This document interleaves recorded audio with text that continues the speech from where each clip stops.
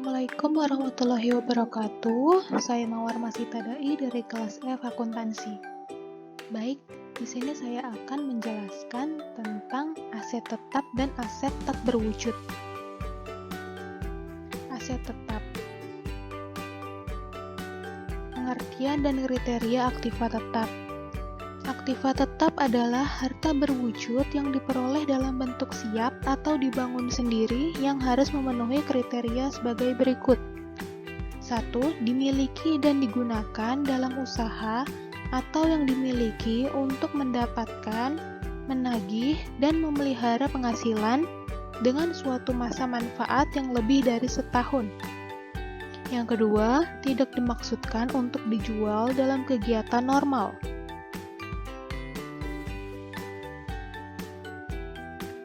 Sesuai dengan PSAK nomor 16, suatu benda berwujud diakui sebagai aktiva tetap apabila 1.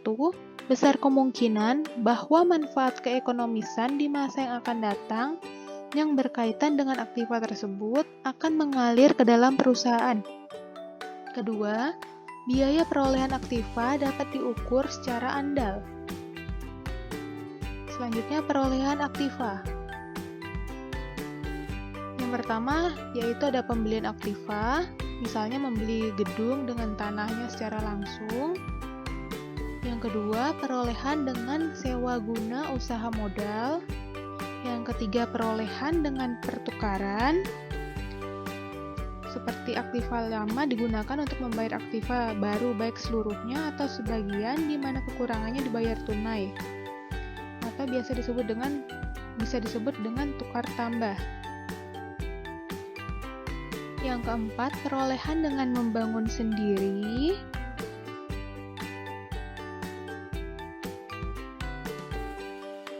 Dan yang kelima, perolehan dengan hibah, bantuan, hadiah, atau pemberian.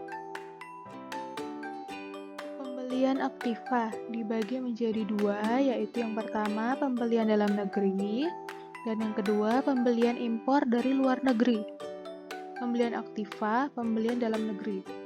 Contohnya, pada tanggal 1 Januari 2012, PT Sisi membeli kendaraan operasional seharga Rp200 juta, belum termasuk PPN 10%, maka jurnal yang dibuat oleh PT Sisi adalah sebagai berikut.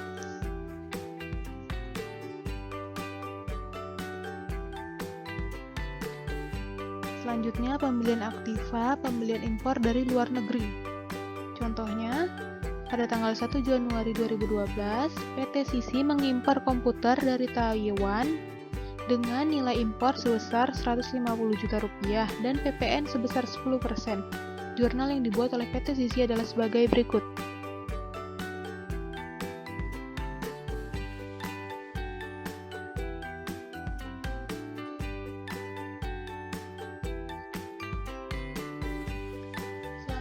Perolehan aktiva dengan sewa guna usaha dibagi menjadi dua, yaitu sewa guna usaha dengan hak opsi dan sewa guna usaha tanpa hak opsi. Sewa guna usaha dengan hak opsi. Kegiatan SGU atau sewa guna usaha digolongkan sebagai SGU dengan hak opsi apabila memenuhi karakteristik sebagai berikut. Yang pertama, jumlah pembayaran SGU selama masa SGU pertama ditambah dengan nilai sisa barang modal. Harus dapat menutup harga perolehan barang modal dan keuntungan lessor. Yang kedua, masa SGU sewa guna usaha ditetapkan sekurang-kurangnya 2 tahun untuk barang modal golongan 1, 3 tahun.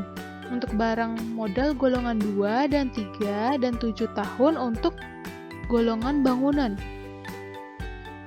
Yang ketiga, perjanjian SGU memuat ketentuan mengenai opsi bagai lesi.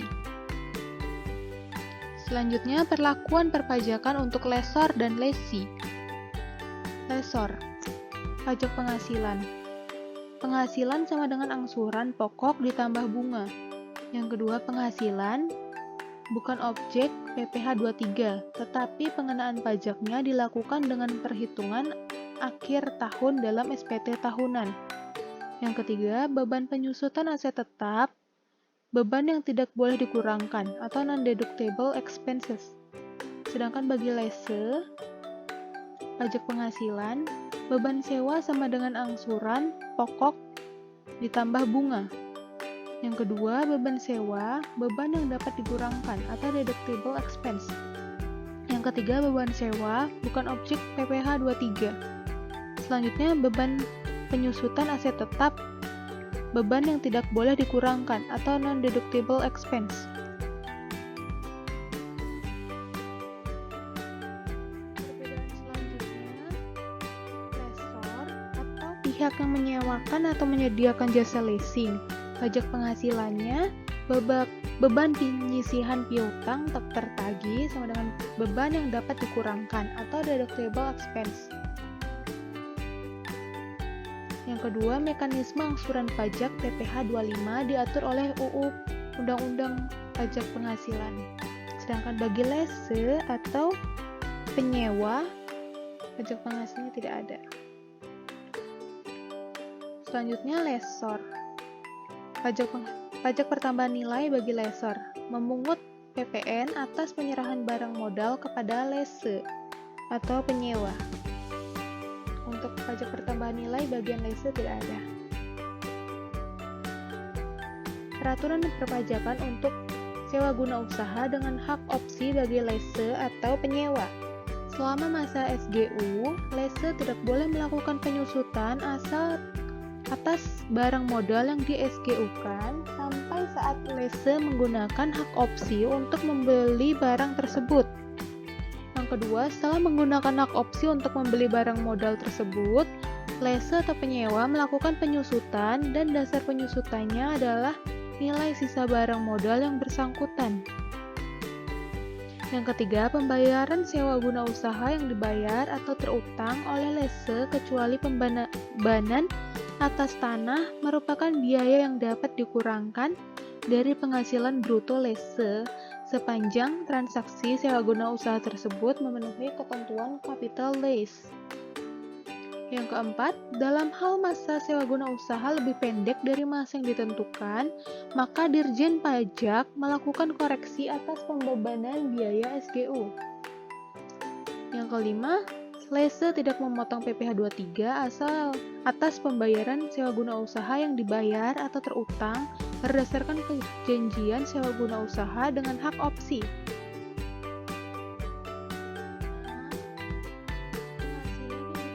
PPh adalah sebagian dari pembayaran sewa guna usaha berupa imbalan jasa sewa guna usaha, yaitu seluruh pembayaran sewa guna usaha dikurangi dengan angsuran pokok.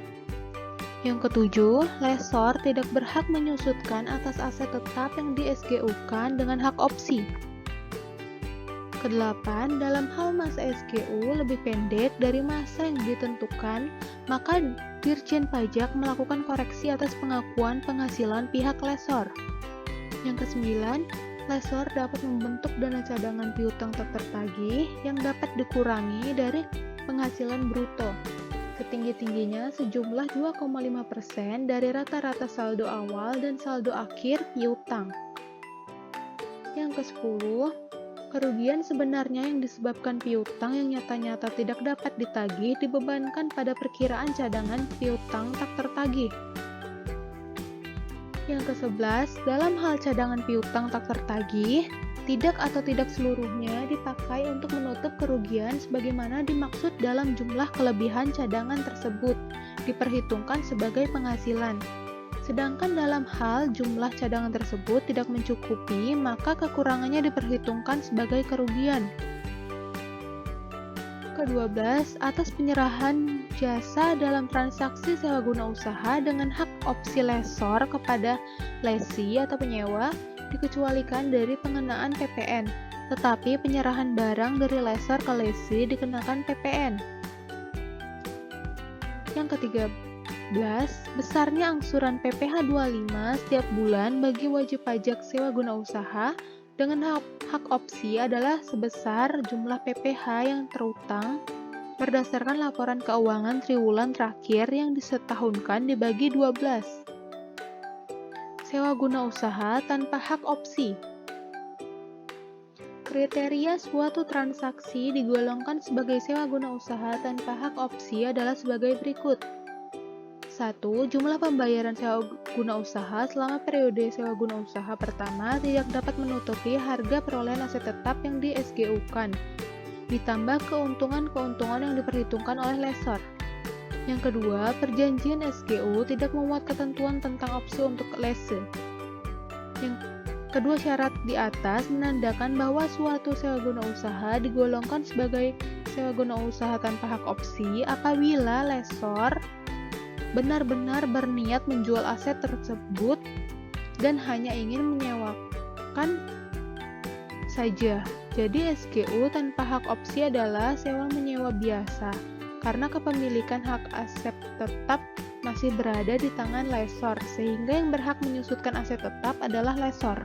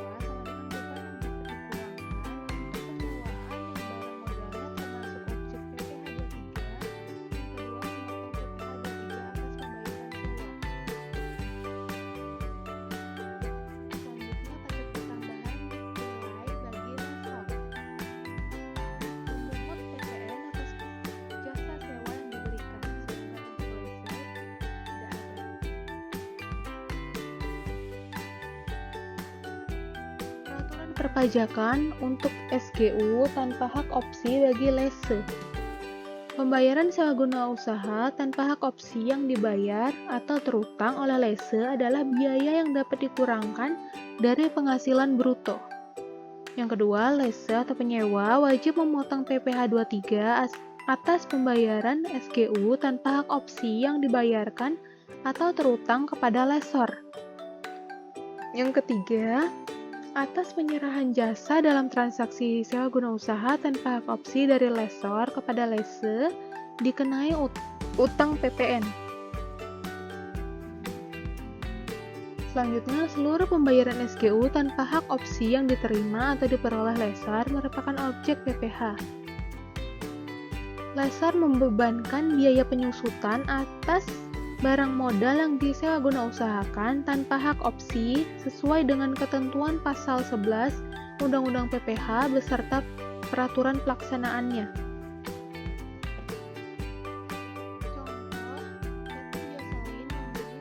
Produksi dengan cara leasing pada tanggal 11 Maret 2012, di mana pembelian ini merupakan capital lease dengan periode leasing selama 4 tahun. Pada akhir masa leasing ada 4 opsi pembelian dengan harga Rp2 juta, tingkat bunga implisit 10%. Pembayaran pertama dilakukan pada tanggal 11 Maret 2012. Berikut jawaban lessee.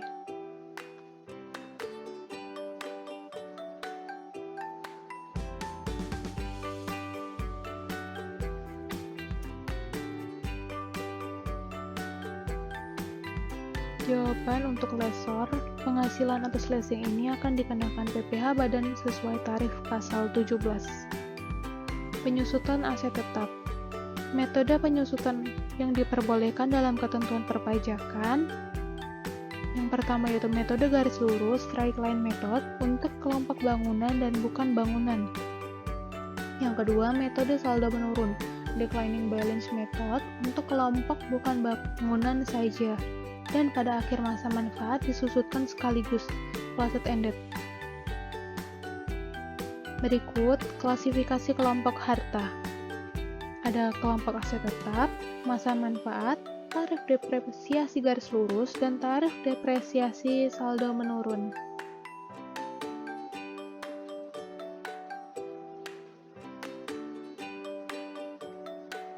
Selanjutnya, aset yang penyusutannya tidak bisa dikurangkan sebagai biaya.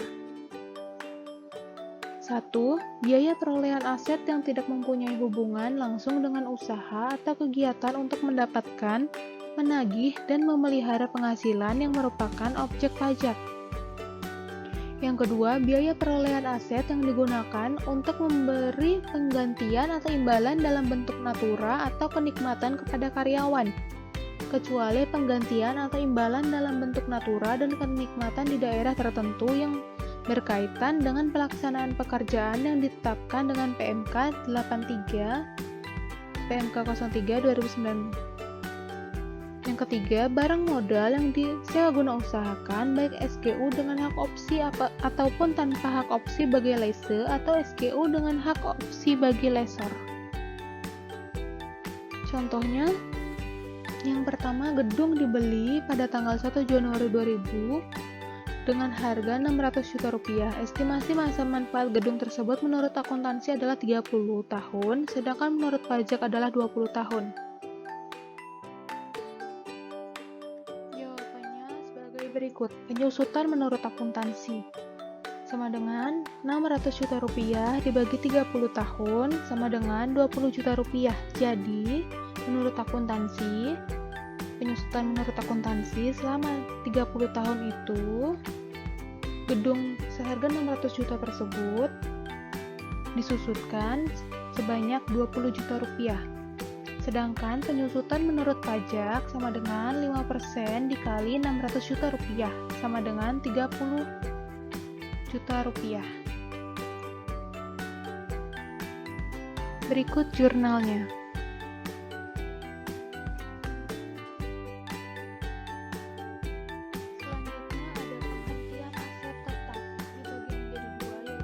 Pertukaran aset tetap dan pelepasan aset tetap. Revaluasi aset tetap. Revaluasi aset tetap adalah suatu penilaian kembali atas aset tetap yang dimiliki perusahaan, sehingga sesuai dengan harga pasar saat dilakukannya revaluasi tersebut. Contohnya, pada tanggal 31 Desember 2011, PT Ben-Hur menerima surat persetujuan dari Dirjen Pajak untuk melakukan revaluasi aset tetap yang dimilikinya. Berikut daftar aset tetap yang akan direvaluasi. Tanah yang diperoleh pada Desember 2006 dengan harga perolehan Rp500 juta dan harga revaluasi sebanyak Rp1 miliar. Yang kedua, bangunan permanen yang diperoleh pada Januari 2009 dengan harga perolehan Rp600 juta dan harga revaluasi Rp850 juta. Masa manfaat akuntansi sesuai dengan masa manfaat perpajakan. Yang ketiga, mesin produksi yang termasuk pada kelompok 2, masa manfaat akuntansi sesuai dengan masa manfaat perpajakan, diperoleh pada Juli 2009 dengan harga perolehan Rp100 juta dan harga revaluasi Rp200 juta.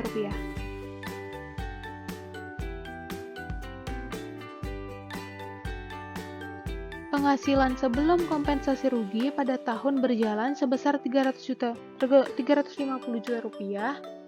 Rugi fiskal yang belum dikompensasikan adalah sebagai berikut. Rugi tahun 2010 sebanyak Rp150 juta, rugi tahun 2009 sebanyak Rp125 juta, dan rugi tahun 2008 sebanyak Rp115 juta. Metode penyusutan aset tetap baik akuntansi maupun perpajakan menggunakan metode garis lurus. Jawabannya sebagai berikut.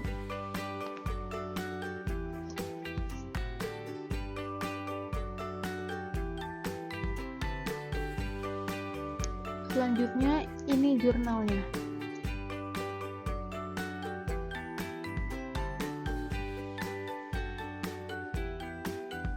Selanjutnya, aset tidak berwujud.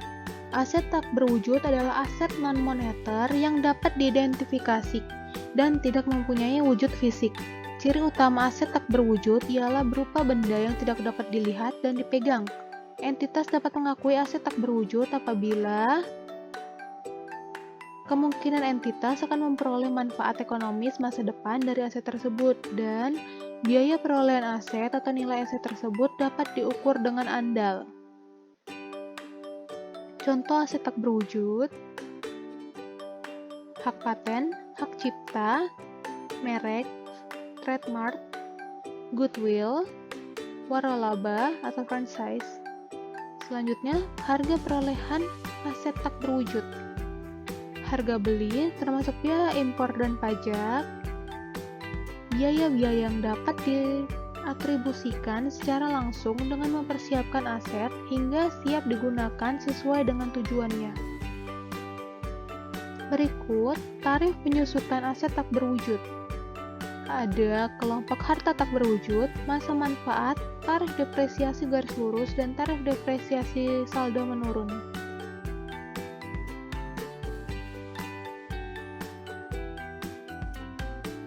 Contohnya, PT Boki yang baru berdiri tahun 2008 telah menghabiskan biaya sebesar 50 juta rupiah untuk mendapatkan berbagai izin pengurusan pendirian perusahaan.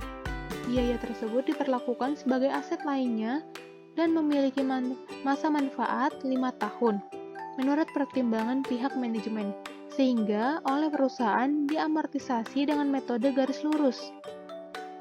Jawabannya, penyusutan menurut akuntansi, 50 juta rupiah dibagi 5 tahun. Hasilnya sama dengan 10 juta rupiah. Penyusutan menurut pajak sama dengan 25% dikali 50 juta rupiah. Hasilnya sama dengan 12 juta 500 rupiah. Berikut jurnalnya. Contoh 2, PT Hercules pada tanggal 1 Januari 2012 mengeluarkan uang sebesar 200 juta rupiah, belum termasuk PPN dan PPh 26 untuk memperoleh waralaba dari Mick Dolphin selama 4 tahun. Jawabannya,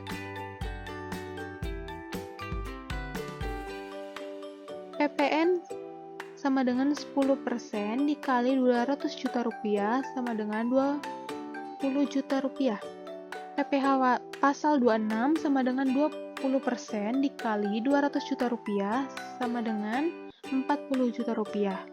Penyusutan menurut pajak metode garis lurus sama dengan 25% dikali 200 juta rupiah sama dengan 50 juta rupiah. Metode saldo menurun tahun 1 sama dengan 50% dikali 200 juta rupiah sama dengan 100 juta rupiah. Tahun kedua, 50% dikali 100 juta rupiah sama dengan 50 juta rupiah. Tahun ketiga, 50% dikali 50 juta rupiah sama dengan 25 juta rupiah. Dan tahun keempat sama dengan 25 juta rupiah. Berikut jurnalnya.